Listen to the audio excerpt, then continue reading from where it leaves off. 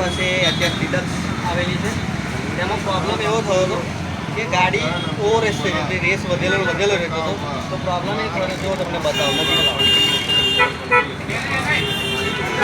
આ કાર્બોરેટર છે, એનો આ પિસ્ટન છે, એમાં જો આ કેટલો બધો કચરો કાટ લાગી ગયો છે.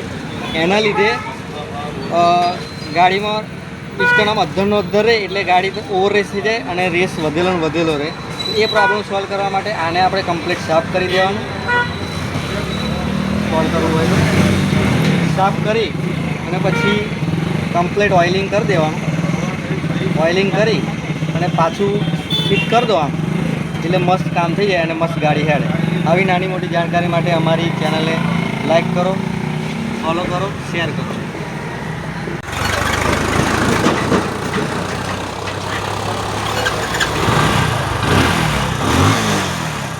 તો જો મિત્રો થઈ ગઈ છે કમ્પ્લીટ.